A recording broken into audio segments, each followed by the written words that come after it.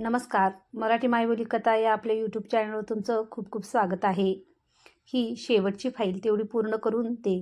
तसंही शनिवार आणि रविवार हे 2 दिवस सुट्टीचे जाणार आहेत. त्याआधीच हे टार्गेट पूर्ण करून जा.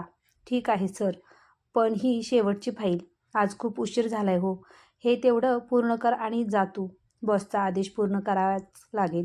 शेवटी पोटापाण्याचा प्रश्न. त्यासाठीच हा जॉब करत होतो. पण आज दरवेळेपेक्षा जरा जास्तच उशीर झालेला. सेकंड शिफ्ट चालू होती. नेहमीप्रमाणे 10 वाजता सुटायला हवं होतं, पण आज 11:30 झालेले. काहीही करून शेवटची 12ची ट्रेन पकडायचीच होती.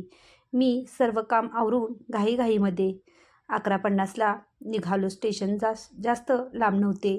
तरीही मी स्टेशनपर्यंत पोहोचायच्या आधीच शेवटची ट्रेन माझ्या डोळ्यासमोरूनच गेली. झालं. जे नको व्हायला हवं होतं तेच झालं.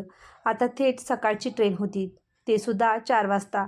तिकडेच थांबून सकाळच्या पहिल्या ट्रेनची वाट बघत बसण्याखेरीज दुसरा पर्याय नव्हता. स्टेशनला पोहोचलो. स्टेशन पूर्णपणे सामसूम होतं. दिवसा स्टेशन माणसांच्या गर्दीमध्ये लगबगलेलं आणि ते स्टेशन आता निर्मनुष्य झालेलं. साधं कोणी चिटपाखरूसुद्धा नव्हतं.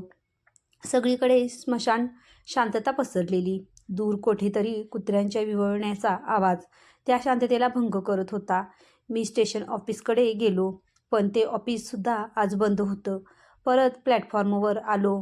बॅग खाली ठेवली आणि नशिबाला दोष देऊन जवळच्याच एका बाकड्यावर आडवा झालो. डोळे बंद करून झोप लागणारच की तितक्यात ट्रेनचा आवाज दुरून यायला लागला. बघता बघता तो आवाज मोठा होत गेला. बहुधा ट्रेन आली असावी.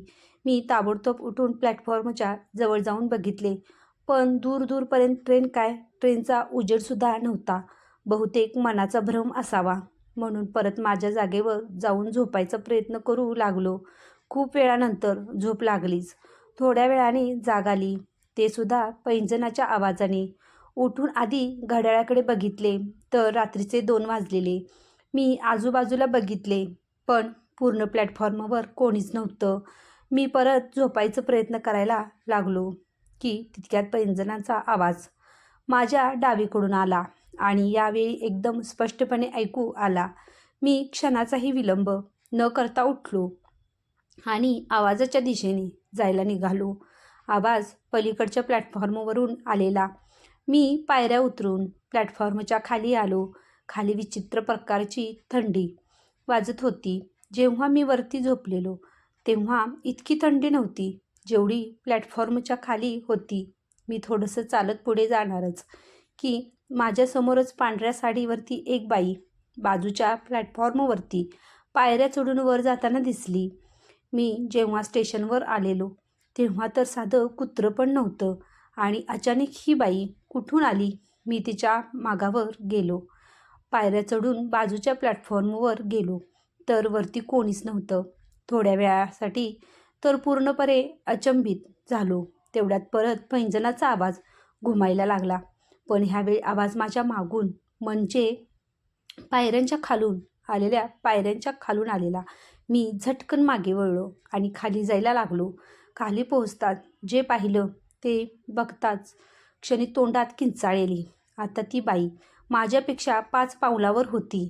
8 फूट उंच, केस जमिनीला लागतील एवढी मोठी.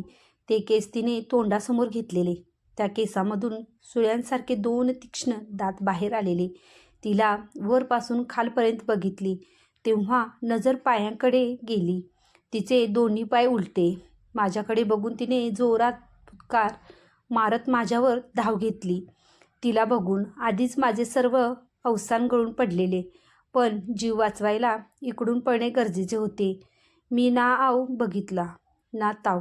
मागे वळलो आणि जोरात धावत सुटलो. तिकडून धावत दुसऱ्या पायऱ्यापर्यंत गेलो, जिकडून स्टेशनच्या बाहेर जाण्याचा रस्ता होता. तिकडे पोहोचायच्या आधीच ती बाई माझ्यासमोर येऊन उभी राहिली. आता त्या बाई आणि माझ्यामध्ये काही इंचाचाच फरक होता. तितक्यात वाऱ्याची एक झुळूक आली आणि त्या वाऱ्याच्या झुळुकामध्ये त्या बाईचे केस उडून तिचा चेहरा दिसला. तिचा चेहरा पूर्णपणे जळून निघाला होता. पूर्णपणे भाजली गेली होती ती. त्यातून 2 दात बाहेर आलेले आणि बुबुळ तर पूर्णपणे पांढरी होती. ते दृश्य इतकं भयावह होतं की दुर्बल हृदयांचे तर ते बघताक्षणी बेशुद्ध झाले असते. पण मला काहीही करून इकडून बाहेर जायचे होते. तितक्यात त्या बाईने परत जोरात पुकार मारत माझ्यावर झडप घेतली आणि मला घट्ट पकडून धरलं. तिची पकड एवढी मजबूत होती की मी काहीच हालचाल करू शकत नव्हतो. जसा साप त्याच्या शिखरावर झडप घेऊन त्याला जखडून ठेवतो, तसं तिने मला जखडून ठेवलेलं आणि त्या भक्ष्यासारखी माझी अवस्था झालेली. खूप प्रयत्न करूनसुद्धा मी तिच्या तावडीतून सुटू शकलो नाही. तिचे दात माझ्या नरडीचा घोट घेण्याकडे वळले. पण त्याच क्षणी एका ट्रेनचा जोरात आवाज यायला लागला. ती ट्रेन जशी जवळ आली तशी त्या बाईची माझ्यावरची पकड थोडी कमकुवत झाली. हीच संधी साधून तिला जोरात हिसका देऊन तिकडून पळायला लागलो. पळता पळता रेल्वे ट्रॅककडे लक्ष गेलं तर लांबून एक ट्रेन येत होती. मला थोडंसं हायसं वाटलं. पण जशी ती ट्रेन जवळ आली तसा अजून एक धक्का बसला आणि ह्यावेळी तर हृदयविकाराचा झटका यायचाच बाकी होता. ती ट्रेन जवळ येताच समजलं की त्या ट्रेनला पूर्णपणे आग लागलेली. त्या आग लागलेल्या ट्रेनमध्ये खूप प्रवासी अडकले होते. त्यांचे रडण्याचे ओरडण्याचे आवाज कानबधीर करत होते. ती ट्रेन भरधाव वेगात ट्रॅकवर धावत होती आणि बघता बघता एकदम एकाएकी गायब झाली. आता मात्र मला कळून चुकले होते की माझा स्टेशनला थांबण्याचा निर्णय सपशेल चुकीचा ठरला. आता इकडे अजून जास्त वेळ थांबणे म्हणजे मूर्खपणा होता. मी मागे वळून न बघताच धावत धावत पायऱ्या उतरून खाली आलो आणि स्टेशनच्या बाहेर येऊनच आरामाचा श्वास घेतला. स्टेशनच्या बाहेर येऊन परत एकदा स्टेशनवर नजर फिरवली तर पूर्णपणे ओसाड असे ते स्टेशन खूप भयानक भासत होते. परत जायला मागे वळणारच की तितक्यात आठवले मी माझी बॅग तर स्टेशनवरच विसरलो, जिकडे मी मगाशी झोपलेलो. झालं कल्याण. त्या बॅगमध्ये माझे सर्व महत्त्वाचे कागदपत्र आणि जॉबच्या फाईल्स होत्या. मृत्यूच्या दाढेतून परत आलेलो. पण परत तिकडे जायचं म्हणजे स्वतःहून सिंहाच्या गुहेत जाण्यासारखं होतं आणि ते सुद्धा गुहेत सिंह आहे हे माहीत असूनही मनाची तयारी केली आणि निघालो परत स्टेशनकडे जायला. आता ते स्टेशन मगासच्यापेक्षा जास्त भकास वाटत होते. आतमध्ये गोठवून टाकणारी थंडी होती. विजेचे दिवे मिणमिण करत होते. सगळीकडे तसंच सामसूम होतं. जणू काही तिकडे वर्षानुवर्षे कोणीच पाऊलसुद्धा नाही टाकले. मी चालत चालत जिकडे झोपलेलो तिकडे जायला लागलो. माझी बॅग तिकडे तशीच पडून होती. बॅग उचलून मागे वळलोच की तितक्यात माझा पाय कोणीतरी खेचून मला खाली पाडले.